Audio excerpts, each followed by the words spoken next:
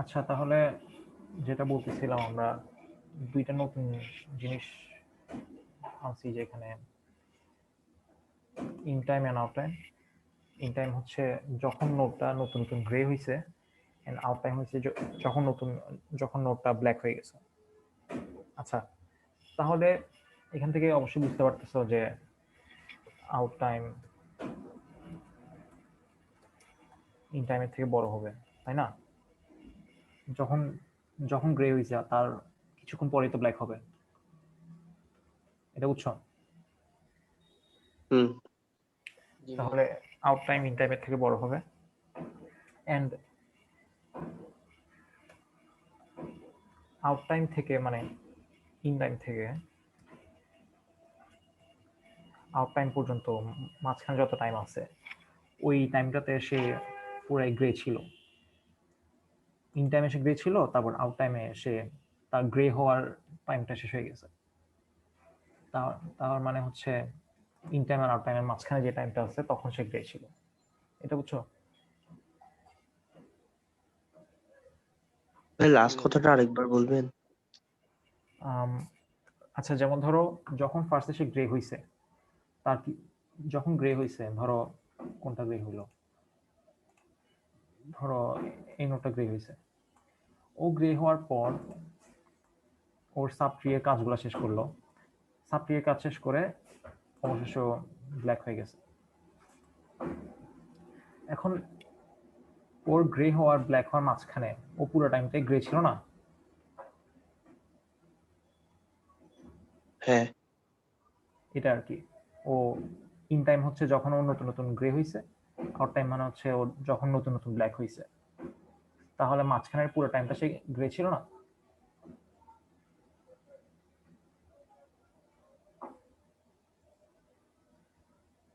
এটা বুঝছো?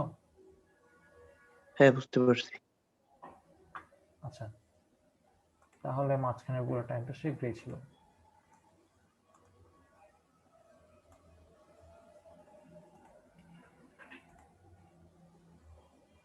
তাহলে আমাদের সেম অ্যালগরিদম আবার চালাই, জাস্ট এবার নতুন দুইটা জিনিস ট্র্যাক রাখবো, সেটা হচ্ছে in time and out time. এটা গ্রে হইছে, তাহলে এটার ইন টাইম ধরো গ্রিন দিয়ে দিচ্ছি 1,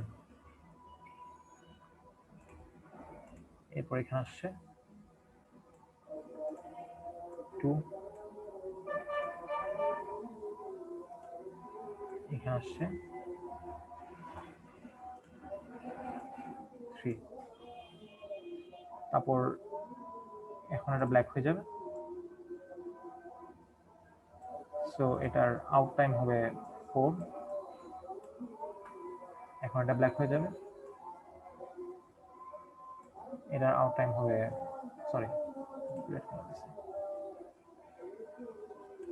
এখন এটার আউট টাইম হবে 5। মানে ধরো সেকেন্ডের কথা চিন্তা করতে, তাহলে প্রথম সেকেন্ড এখানে আসছে, 2 সেকেন্ড এখানে আসছে, 3 সেকেন্ড এখানে আসছে, 4 সেকেন্ডে এখানে শেষ হইলো, 5 সেকেন্ডে এখানে আসছে, এটা শেষ হইছে। এটা কিন্তু এখন শেষ হয় নাই। আচ্ছা, এখানে আমার আজান দিচ্ছে, কিছুক্ষণ স্টপ রাখি।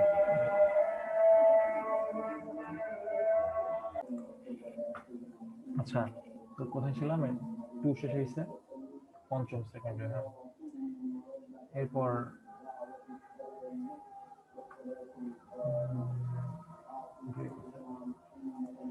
এরপর এটা গ্রে হলো কত সেকেন্ডে? 6, এটা গ্রে হলো 7 সেকেন্ডে, এন্ড এখন এটা শেষ হবে 8, ব্ল্যাক হয়ে যাবে। তারপর এখান থেকে এখানে আসবে, এটা গ্রে হবে।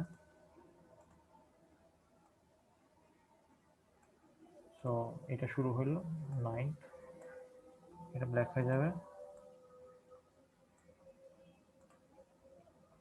10, তারপর এটা ব্ল্যাক হবে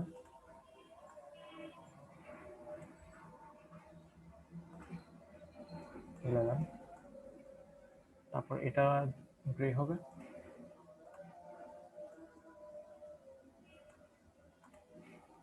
স্টপ। এটা গ্রে হবে 13, তারপরে ব্ল্যাক হয়ে যাবে 14, তারপর এটা ব্ল্যাক হবে 15, লাস্টে 1 ব্ল্যাক হবে 16। আচ্ছা, এখন ইন টাইম আর আউট টাইম ক্যালকুলেট করার পর অ্যানসেস্টর আর ওদের চিলড্রেনের মধ্যে কিছু একটা প্যাটার্ন পাচ্ছ কিনা?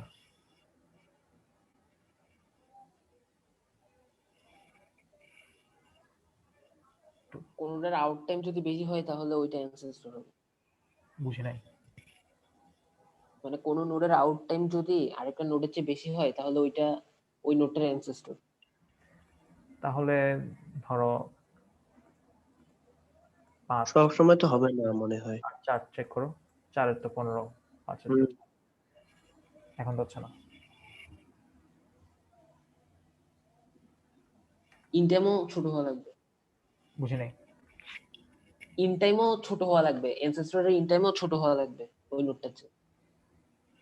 আচ্ছা, তাহলে কি হচ্ছে দাঁড়ায়, এখানে যে টাইমে ঢুকছে মানে এটা যে টাইমে গ্রে হইছে ওইটার কোনো চিলড্রেন অবশ্যই ওর পরে কোনো টাইমে গ্রে হবে। আচ্ছা, এখানে লিখি এটা। ধরো অ্যানসেস্টর হচ্ছে ধরো এ আর চিলড্রেন হচ্ছে ধরো সি। অ্যানসেস্টরের ইন অবশ্যই চিলড্রেনের ইনের থেকে ছোট হবে, তাই না? আবার হ্যাঁ, অ্যানসেস্টরের আউট অবশ্যই চিলড্রেনের বড় হবে। বড় হবে। আবার চিলড্রেনের ইন চিলড্রেনের আউটের থেকে ছোট হবে, অবভিয়াস। এগুলো কি দাঁড়াচ্ছে এখানে? অ্যানসেস্টরের ইন সবচেয়ে ছোট, তারপর আসতেছে চিলড্রেনের ইন, তারপর আসতেছে চিলড্রেনের আউট, তারপর আসতেছে অ্যানসেস্টরের আউট। এটা কি বোঝা গেছে? হ্যাঁ, জি ভাই। তাহলে এখন দাঁড়াচ্ছে এটা হচ্ছে 1 থেকে 16, ওর সব চিলড্রেনের ইন টাইম ওটার থেকে ছোট, মানে এটা থেকে বড়, এন্ড ওর আউট টাইমের থেকে ছোট। তো এইভাবে করে কোন একটা অন্যটার অ্যানসেস্টর কিনা সেটা বের করতে পারবে। এখন ওখানে আসি, কোয়েরি করছে। এখন ইন টাইম আউট টাইম এগুলো দেখি। ইন এন্ড আউট এন্ড একটা গ্লোবাল টাইমার রাখবো।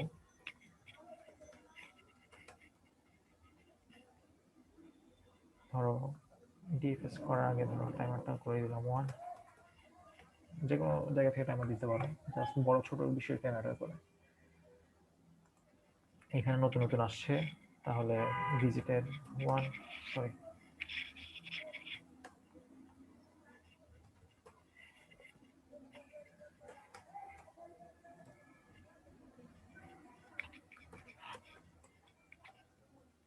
এখন এখানে ঢুকছে, টাইমার টাইমার দিছি, তারপর টাইমারটা বাড়াই দিব, এন্ড যখন লাস্টে এগুলো কমপ্লিট হয়ে যাবে দেন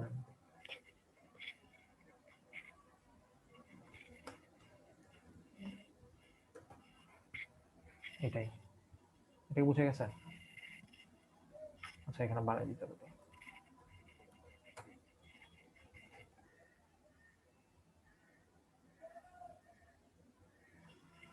এটা কি ক্লিয়ার হয়েছে কিনা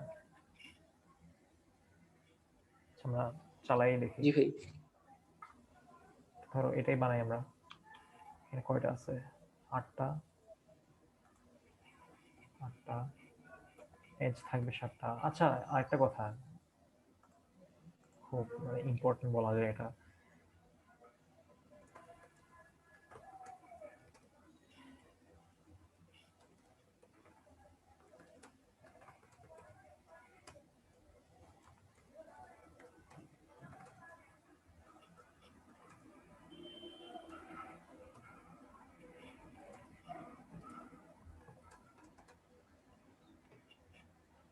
কোনো কানেক্টেড গ্রাফে যদি nটা নোড থাকে আর n-1টা এজ থাকে তাহলে এই গ্রাফটা ট্রি।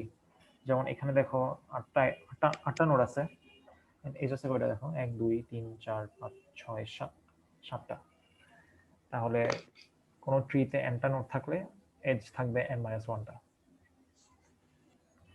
এটার প্রুফ ধরো একটু পরে করতেছি আমরা, তো এটা জেনে রাখা জরুরি। তাহলে এখানে 7টা এজ আছে, কি কি আছে, 1 2 1 3 1 4 2 5 3 6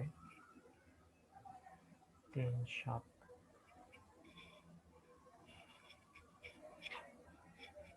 4 8 7 1 2 3 4 5 6 7। আচ্ছা, এরপর ধরো আমার কোয়েরি কয়টা আছে, ধরো 3টা কোয়েরি করলাম। 1 6 এর কিনা, মানে 1 6 এর অ্যানসেস্টর কিনা, 4 5 এর অ্যানসেস্টর কিনা, এন্ড 4 8 এর অ্যানসেস্টর কিনা। তাহলে কোয়েরিগুলো নিব। এটা আমরা আনসার কেমনে করবো?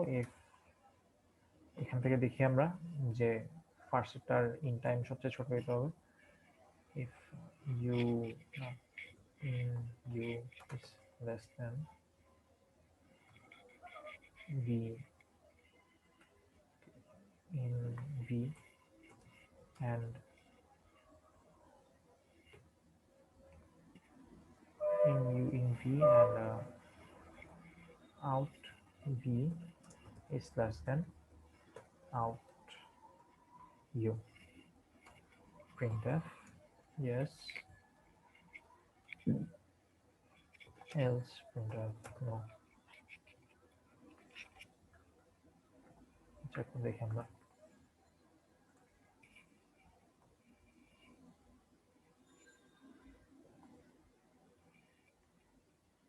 আচ্ছা দেখো এখানে ঠিক হয়েছে কি, আমরা দেখি 1 6 এর অ্যানসেস্টর, 1 হচ্ছে 6 এর অ্যানসেস্টর, ঠিক আছে। আবার আরেকটা কি ছিল, 4 5 এর, 4 কি 5 এর অ্যানসেস্টর? 4 5 এর অ্যানসেস্টর না। আবার 4 কি 8 এর অ্যানসেস্টর? হ্যাঁ, 4 8 এর অ্যানসেস্টর। তাহলে আমাদের এটা ঠিক আছে। এটা বুঝছো কিনা তোমরা বলো? হ্যাঁ ভাই বুঝছি। আচ্ছা, তাহলে এভাবে আমরা অ্যানসেস্টর কিনা চেক করতে পারবো।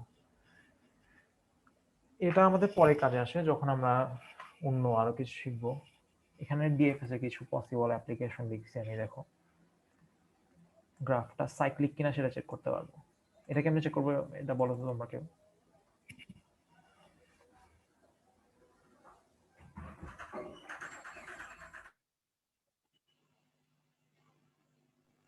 চেক করার সময় যদি একটা ভিজিটেড মানে কোনো নোট যদি পেয়ে যায় আর কি, তখন আচ্ছা, আগে থেকে ভিতরে কোনো নোট পেয়ে গেলে সাইক্লিক হবে। আচ্ছা, ভালো কথা। ট্রিতে শর্টেস্ট পাথ খুঁজে বের করতে পারবে কেন, কেমনে এটা বলো।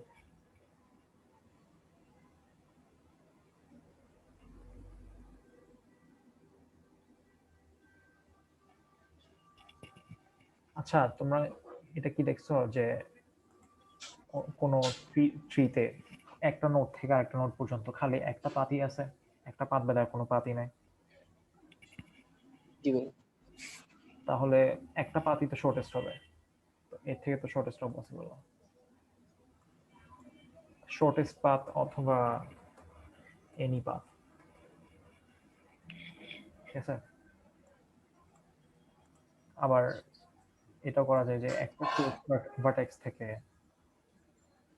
অন্য যে কোনো ভার্টেক্সে যে কোনো পাথ খুঁজে বের করা। যেমন এখানে আমরা খালি ট্রি এর কথাই যদি না বলি, যেমন ধরো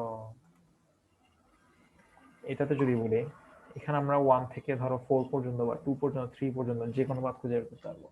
মানে 1 থেকে আমরা ইভেন্চুয়ালি এখানে পৌঁছাবো না, পৌঁছানোর সময় আমরা কি করব, একটা প্যারেন্ট এরেতে, আচ্ছা ওইটা আমরা করতেছি যে কোনো পাথ প্রিন্ট করা।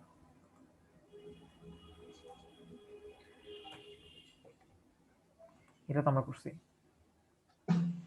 একটা নোড আর একটা নোডের অ্যানসেস্টর কিনা।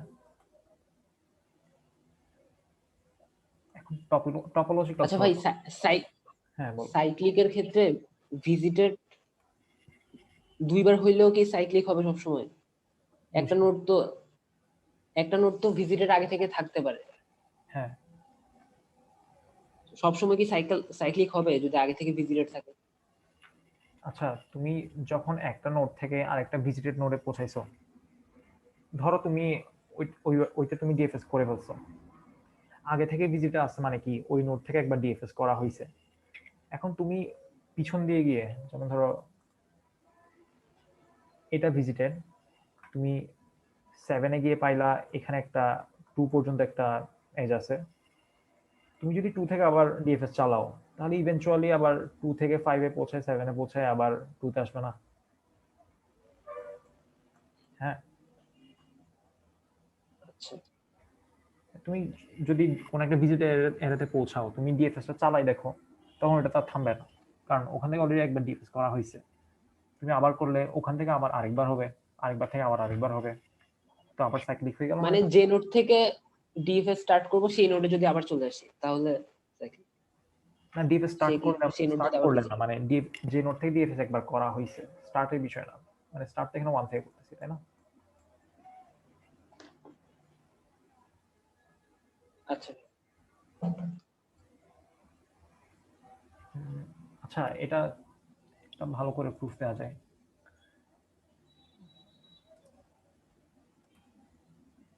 ধরো ধরো এখানে একটা নোড আছে, এখানে তুমি কোনো পাথে গেলা, তুমি যদি এখানে থাকা অবস্থায়, ধরো এখানে এগুলো আগে ভিজিটেড হয়েছে, হ্যাঁ, এখানে থাকা অবস্থায় যদি তুমি আবার কোনোভাবে ধরো এখানে পৌঁছে গেল,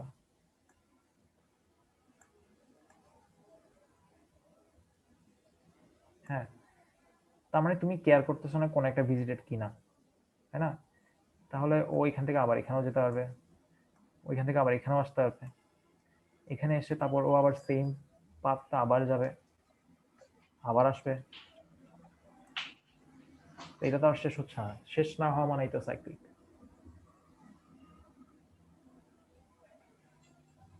জি ভাই, বুঝতে পারছি। আচ্ছা, তাহলে এটা চেক করছি আমরা যে এক নোডের অ্যানসেস্টর কিনা। এখন টপোলজিক্যাল সর্টিং কি? একদম টপোলজিক্যাল সর্টিং হচ্ছে, আগে ড্যাগ কি বলি? ড্যাগ মানে হচ্ছে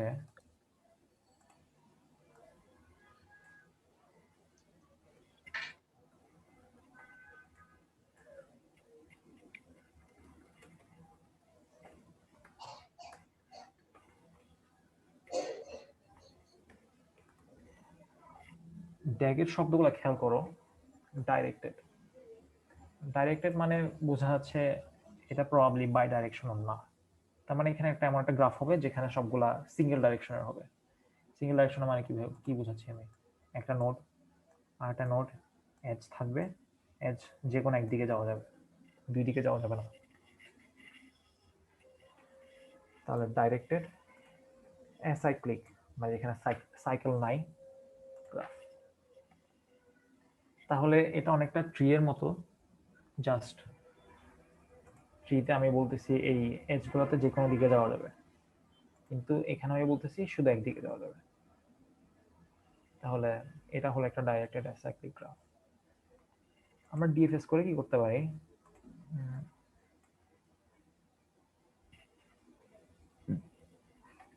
ডিএফএস করে করতে পারি যে, ধরো তোমাকে বলছে, তোমার কিছু টাস্ক দিছে, যে টাস্কগুলো তোমার কমপ্লিট করতে হবে। ধরো 1 নাম্বার কাজ করার পর বলছে তুমি 2 নাম্বার কাজ করতে পারবা, আবার বলছে 3 নাম্বার কাজ করার পর 2 নাম্বার কাজ করতে পারবা। হ্যাঁ, তাহলে আবার বলছে 4 নাম্বার কাজ করার পর 5 নাম্বার কাজ করতে পারবা। তাহলে কি করো, তুমি এটাকে একটা গ্রাফে রিপ্রেজেন্ট করতে পারো। 1 থেকে 2 একটা এজ দাও, 3 থেকে 2 একটা এজ দাও, 4 থেকে 5 একটা এজ দাও, আবার ধরো বলছে 1 এর পর 4 করতে পারবা, তাহলে 1 এর পর 4 দাও। তাহলে তোমাকে বলছে যে একটা সিকোয়েন্স প্রিন্ট করো, তুমি কোন অর্ডারে কাজগুলো করতে পারবা। এখন এটা তুমি যে সিকোয়েন্সটা প্রিন্ট করবা, অবশ্যই এটা অবভিয়াস যে তুমি 4 এর পর 1 করতে পারবা না, অথবা 2 এর পর 3 করতে পারবা না, তোমাকে অবশ্যই 3 এর পর কোন একটা সময় দিয়ে করতে হবে। একটু পরে হোক, বেশি পরে হোক, পরে করতে হবে। এখন তাহলে তুমি এই সিকোয়েন্সটা কেমনে পাবা? তুমি তাহলে এগুলাকে এক ধরনের সর্ট করতে হবে ওদের ইম্পর্টেন্সের ভিত্তিতে। ধরো 1 হচ্ছে সবচেয়ে বেশি ইম্পর্টেন্স, 1 অবশ্যই তাহলে 2 এর থেকে বেশি ইম্পর্টেন্ট, তাহলে 1 2 এর আগে থাকবে। 3 2 এর থেকে বেশি ইম্পর্টেন্ট, তাহলে 3 2 এর আগে থাকবে। কিন্তু 1 আর 3 এর মাঝখানে কিছু বলা নেই ওরা, তাহলে 1 3 এর আগেও থাকতে পারে, পরেও থাকতে পারে। তো তুমি এখানে একটা লেভেল তৈরি করতে পারো, তারপর 2 4 এগুলো থাকবে সেম লেভেলে। ধরো এটা লেভেল 1, লেভেল 2, তারপর এটা লেভেল 3। তার মানে যেটা বলতে চাচ্ছি, 2 আর 4 যে কোনো অর্ডারে দিতে পারো, জাস্ট 1 আর 3 এর পরে হইতে হবে। তাহলে এখন ওদের ইম্পর্টেন্সের ভিত্তিতে, মানে ওদের গ্রাফে, এই ডাইরেক্টেড অ্যাসাইক্লিক গ্রাফে ওদের ইম্পর্টেন্সের ভিত্তিতে তুমি যেভাবে ওদের সর্ট করবা, সেটা হচ্ছে টপোলজিক্যাল সর্ট। এটা বুঝছো? আচ্ছা, যেমন ধরো এটাকে আমি এভাবে সর্ট করতে পারি, এখানে 1 3 2 4 5, এটা হলো এটা একটা টপোলজিক্যাল সর্ট।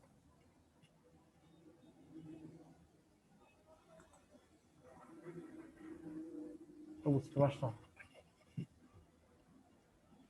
জি ভাই, বুঝছি।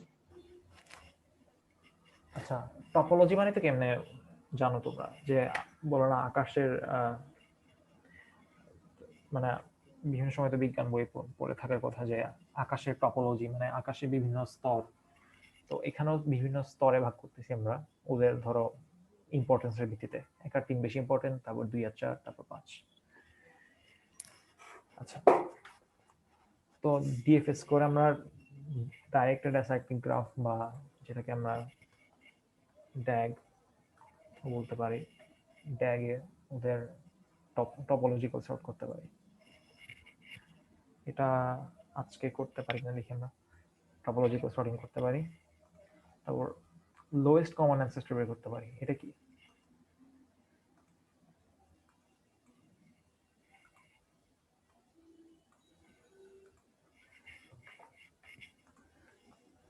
যদি কোনো ট্রি থাকে, ধরো এখানে একটা ট্রি আছে,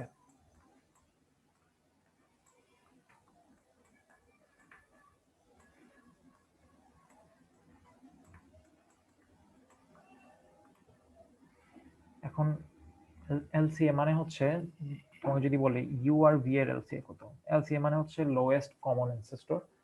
তার মানে তুমি ট্রিতে যত নিচে পারো ওদের একটা কমন অ্যানসেস্টর খুঁজে বের করবে। তাহলে এখানে যত নিচে পারি ওদের একটা কমন অ্যানসেস্টর কোনটা হতে পারে?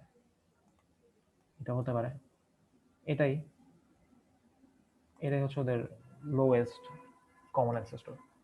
এখন ধরো এটার উপরে যদি আরো কিছু থাকতো, এটা ওদের অ্যানসেস্টর হইতে পারে, কিন্তু এটা ওদের কমন অ্যানসেস্টর, বাট এটা হচ্ছে লোয়েস্ট না, লোয়েস্ট হচ্ছে এটা।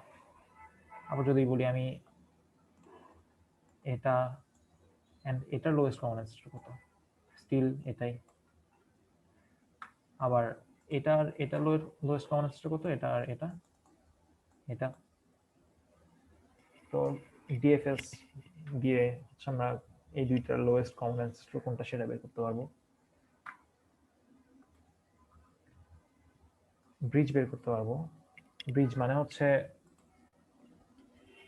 আচ্ছা যেমন ধরো এই গ্রাফে আমি যদি এই এজটা ভেঙে দেই তাহলে এই নোডটা আলাদা হয়ে যাবে, কারোর সাথে আর কানেক্টেড থাকবে না। অথবা এইভাবেও বলা যায়, যদি আমি ভেঙে দেই তাহলে এই নোডটা আলাদা হয়ে গিয়ে নতুন একটা কম্পোনেন্ট তৈরি করবে। তার মানে কম্পোনেন্ট কানেক্টেড কম্পোনেন্টের সংখ্যা বেড়ে যাবে। এখানে আগে আগে থেকে কানেক্টেড কম্পোনেন্ট আছে একটা, এটা যদি ভেঙে দিই তাহলে হয়ে যাবে দুইটা, যেটা হচ্ছে এটা এন্ড বাকি সবগুলা। তাহলে এটা হলো একটা ব্রিজ। তাহলে একটা জিনিস বোঝা যায় যে ট্রি এর সবগুলো এজই আসলে ব্রিজ, কিন্তু এখানে যদি একটা সাইকেল দেই এন্ড এটা যদি আমি ভেঙে ফেলি, এটা কিন্তু ব্রিজ না, কারণ এটা যদি আমি ভেঙে ফেলি তাহলে কানেক্টেড কম্পোনেন্টের সংখ্যা কিন্তু বাড়তেছে না, তাই না? তাহলে এটা একটা ব্রিজ না। আবার আর্টিকুলেশন পয়েন্টও ব্রিজের মতোই, জাস্ট পার্থক্য হচ্ছে আর্টিকুলেশন পয়েন্ট হচ্ছে নোডের জন্য আর ব্রিজ হচ্ছে এজের জন্য।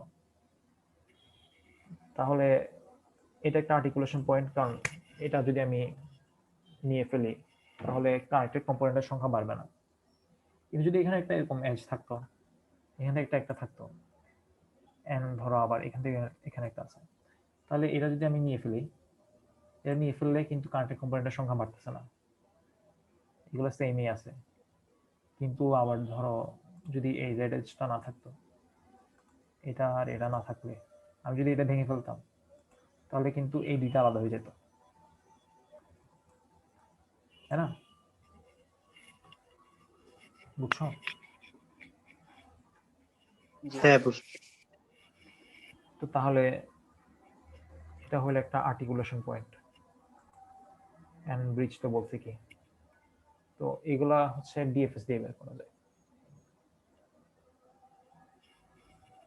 আচ্ছা, 6টা বাজে, এখন কি আরো ক্লাস করবে নাকি? আমার কোচিং ছিল আর কি। আচ্ছা তাহলে আজকে এখানে শেষ করি।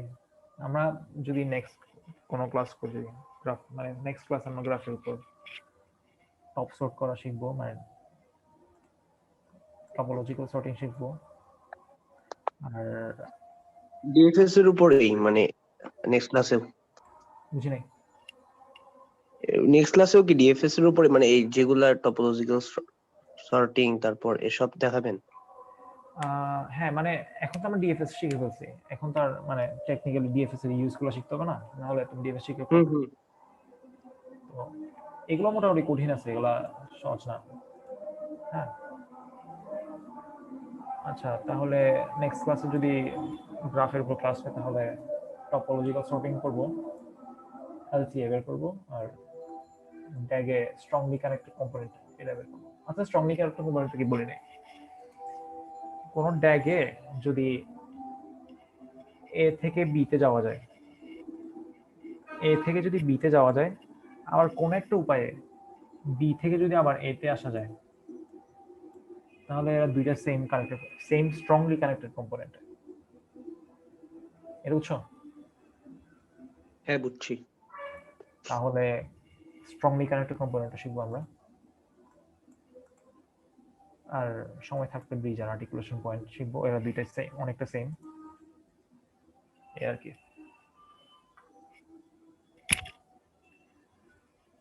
আচ্ছা তাহলে আজকে শেষ করি নাকি? আচ্ছা। জি ভাই। আচ্ছা শেষ করতেছি।